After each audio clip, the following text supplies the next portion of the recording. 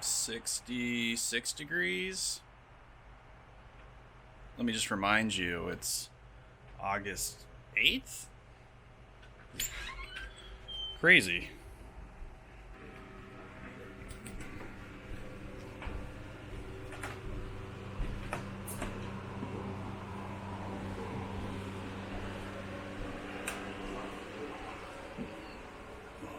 The Sterling Inn in Caratunk.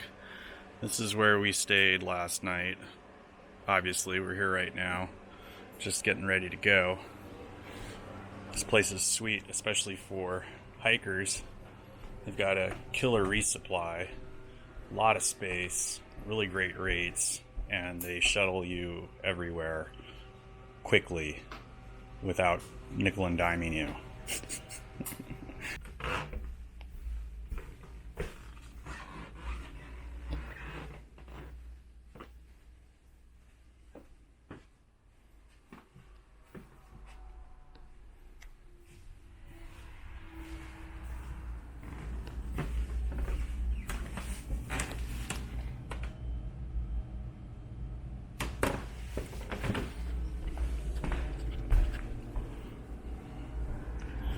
The other thing I really like about this place is that it's got a lot of bathrooms. I think there's 5 bathrooms on this level, and they also have a really nice laundry center for doing your laundry. And it's just everything's built in with the price. So you just get your laundry and your shuttling and everything done. It's awesome. I really like this. I'd like to come back here and just hang out one time.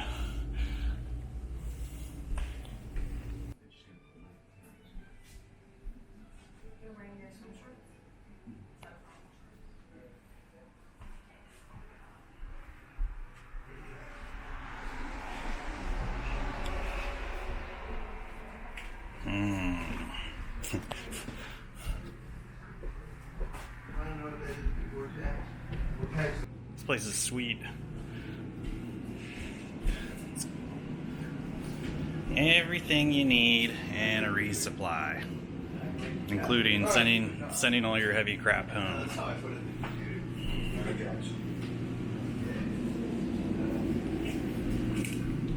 This is what I live off of, is cheddar cheese, the Moxie, and then I definitely like the different salamis. The pepperoni and the Italian salami as well is awesome, and then some sriracha. All things that, and some mayonnaise. These are all things that I keep in my bag, which is great that it's all here. It's just like a one-stop shop. I mean, even if you do the Mountain House meals. Yeah, this has been a really good place for us to stay.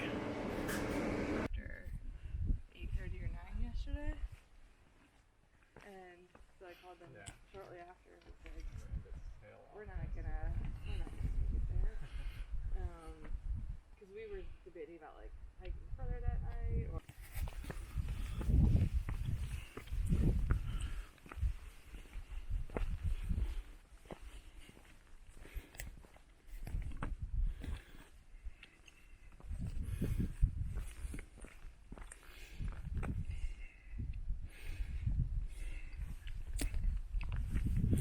So that was the Sterling Inn we stayed at, and that place was awesome. Has to have been one of my favorite stays on the AT. Top 3 at least.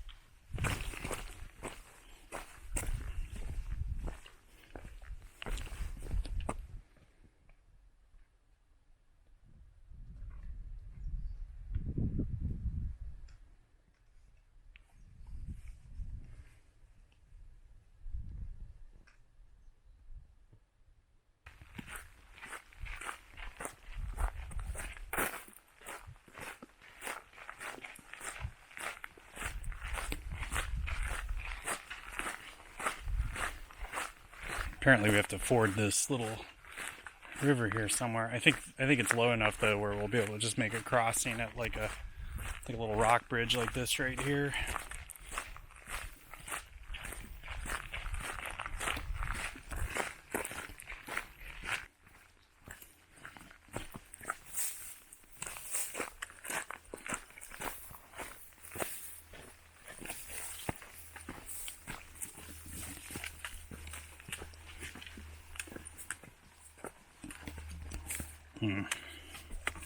Fun.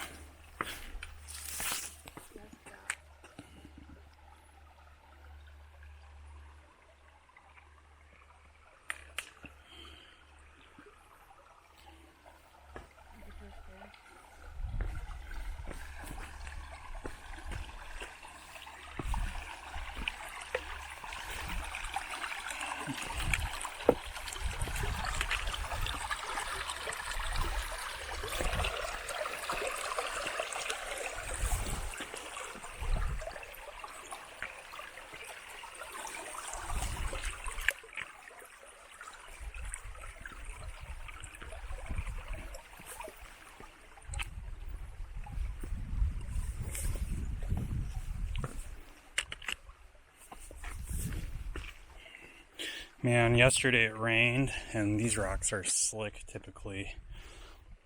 I shouldn't speak yet. I'm holding my camera in my hand.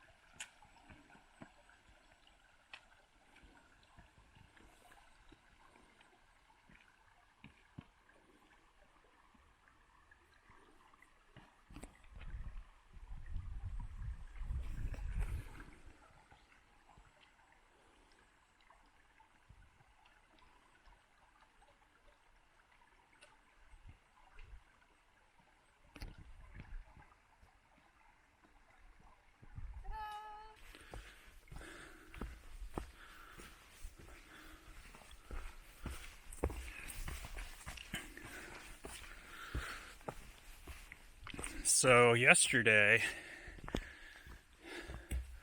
it rained a whole lot, and we were hiking all day through it. Probably a total of 4 solid hours of rain through the day, on and off. Sometimes it was heavy. Sometimes it was kind of like a medium, moderate kind of shower. Today, it rained. We just had a kind of like a thunder cell go overhead and shower us pretty hard in the last hour, and that lasted for right around an hour.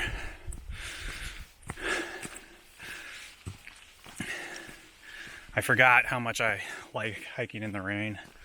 We tried to avoid it a lot, and the last couple days have just been awesome. It's so nice to do. It's like invigorating when your hair gets all soaked and rain's just all over you. I only wore my raincoat yesterday evening. It came out. There was a pretty heavy rain that started at about 4 o'clock, and we had about 1.5 miles to go, or 2 miles to go. So I threw my coat on. I was afraid I was going to get cold. That's the only time I've used my coat. I know I haven't used it since Pennsylvania. I washed the raincoat in that same video where I washed my backpack, and when I pulled it out to put it on yesterday, it smelled like fresh laundry. So I haven't used it much. I think on the entirety of the trip, I've used it maybe 4 times.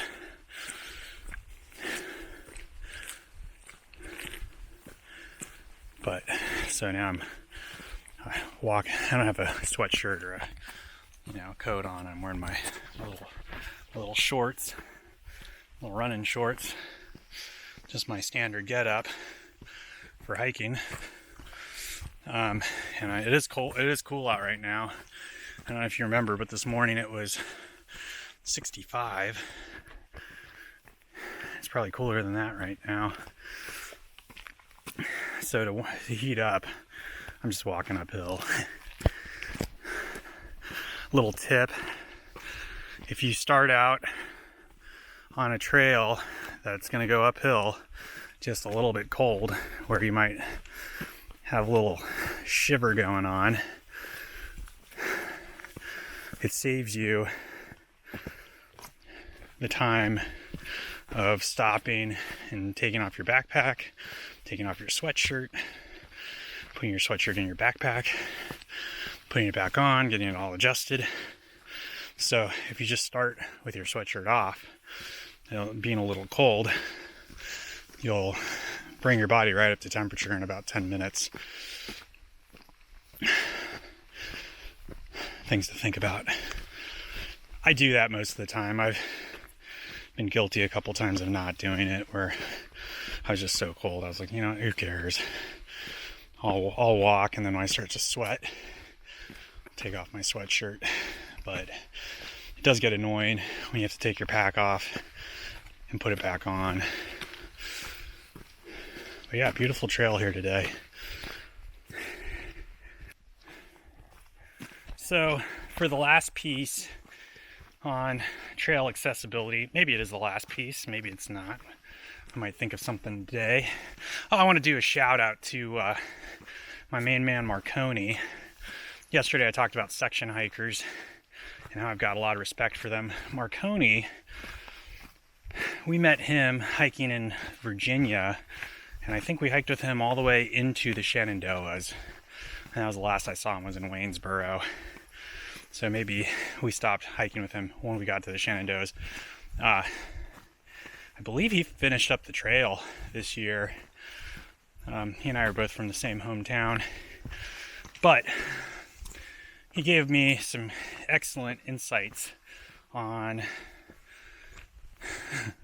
the Northeast, on Pennsylvania, on where the trail is the easiest, where it's the hardest. It was great. And he ended up being a real accurate, a real accurate source of information. So, shout out to him. Another section hiker, who I think is actually just going to end up being a thru hiker this year, is our buddy Nola, aka Thru. What's up, man? Maybe we'll see you later this year. I think he's going to finish his thru hike. He's talking like he's going to be off trail, but he ended up flipping. He ended up going. He started with us around the same time down in Georgia, hiked all the way up to Front Royal. Felt like he lost too much weight. Got off trail, I think, for 5 weeks. Then he got back on up at Caratunk, and we just passed him he was going southbound. We passed him just a few nights ago, hung out at the same shelter. It was really good to see him.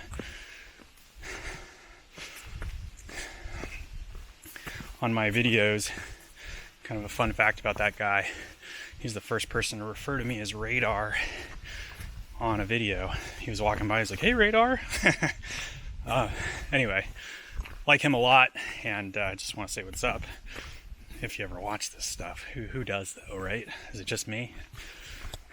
So the last piece on trail accessibility that I want to talk about is slack packing. And just back to I think it's the ATC, the Appalachian Trail Conservancy or Commission. I don't know which one it is. They're kind of used interchangeably, Commission and Conservancy. I've noticed maybe they're two different groups. But if you go to their website, it says that a thru hike is when you hike the full AT within 1 calendar year, and that's considered a thru hike. So it doesn't matter how you do it. You can hike a section north, hike a section south. It's just as long as you finish all, registered miles that year. And this year there's 2,192 miles. So slack packing is when you hike the trail and you do it kind of as you do it with the intent of maybe finishing your through hike or doing a section, but you do it kind of as a day hiker. And what I mean by that is you're going out and you're getting dropped off at one point and then picked up maybe 20 or 30 miles later, and you're knocking out that 20 to 30 mile section in a day. And you're saying to yourself, wait, you can do that? Yeah, you can do it. And it's super popular. And recently, almost every hiker does it, or has done it this year. Every through hiker, every section hiker. There are hikers that are doing it exclusively. Like, we've got a friend on trail who is a retired folk, and his wife has an RV, and she'll park it in one place, and she'll slack pack him every day. And as he moves farther north, she'll pick him up, and they'll pick up the RV, and they'll move the RV to another point, and she'll slack pack him 5 or 6 times for the section and turn around, pick up the RV and move it. It's pretty genius. We first started really encountering slack packing in Virginia this year. There was a guy who slack packed, I would say, a group of 15 hikers through the whole of Virginia. And every night they stayed at his house. Sometimes they'd stay at a hostel. So, if you're someone who doesn't like to sleep in a tent, or, if you're retired, or if you're a weekend warrior and you just want to get out and crush a section of the trail and then stay in a hostel at night, you can do it via slack packing. And it's like the ski industry. There's a whole group of hostels that are dedicated to slack packing because, in some sense, they make a little money on it. They get you staying at their hostel. They drive you out, and it seems like the slack packing rates are really reasonable. You can see I'm climbing, so sorry for the heavy breathing. The slack packing rates are really reasonable. People sometimes do it for $10. But one of the downsides of slack packing is that when you get tied up in it, if you're a northbounder, you might have to hike southbound for a 20-mile section, and then the next day you hike northbound, north of that drop-off point. It's kind of a weird logistical way to hike the trail, but in the end, a lot of people are slack packing almost the whole trail, or hundreds, or in some cases thousands of miles of the trail. They're slack packing, and it's almost like a resort packing. Again, you're only taking enough supplies to make it that one day, so you'll have a really light pack. You'll have enough food for the day, and you get dropped off at one point, and you hike 20 miles or so, 30 miles with a really light pack. You get picked up at the next point, and you stay overnight somewhere. And people are knocking out, again, massive pieces of the trail doing that. And it's now it's the new normal out here. People plan their full through hikes with certain portions that they'll slack pack, just to make life a little bit more easy. And it's really funny because up here in Maine, you really meet a lot of people who are almost slack packing the whole last parts of the trail if they can. You can't slack pack the 100-mile wilderness. This section that we're on right now, to slack pack it would require someone driving, I think, 65 miles. So it's just kind of a logistical nightmare. But personally, Nibbles, myself, Smash, that other guy we've been traveling with, Nash, Bunny, and a few other folks, we haven't done a single day of slack packing on the whole trail, not a single mile. We're just doing what we would consider a traditional thru hike, where you just start in the south and you head north the whole time, and you carry all your belongings with you, and if you have to stop at a hostel, you get up the next morning and you get back on trail and you keep heading north with all your stuff. So there's a couple ways to do it, but the reason why I wanted to bring that up is because, for accessibility's sake, if you're sitting in your office today and you're looking for a good 3-day weekend and you want to crush a bunch of miles, but you also don't have the stuff to go camping,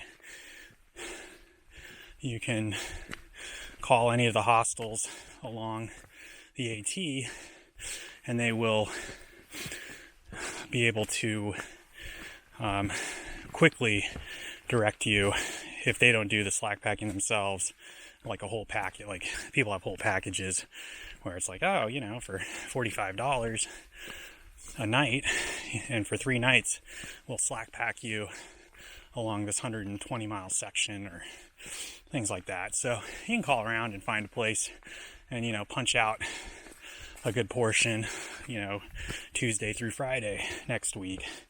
So something to think about. Makes the trail a little more accessible to a lot of people, and it's pretty awesome. A lot of people really like it, and there's just a small handful of thru hikers today who haven't partaken, me being one of them. Not for any particular reason, I just haven't had a need to do that. Also, I like to develop confidence in my gear and carrying all of it, and I'm just kind of one of those people who wants to know all the ins and outs of his own pack. And so the other thing too is it's kind of like that. I think in a lot of cases it could be like that gateway to quitting the trail. I think I've seen a lot of people slowly slide out of the trail, which is fine. It's one way to do it, but it's also something to consider if if you don't want to camp. So, or if you want to camp only a few days, it's a good way to go. So anyway, thought I'd bring that up on this little series about accessibility. And then one last thing we'll talk about too tomorrow is just sheltering.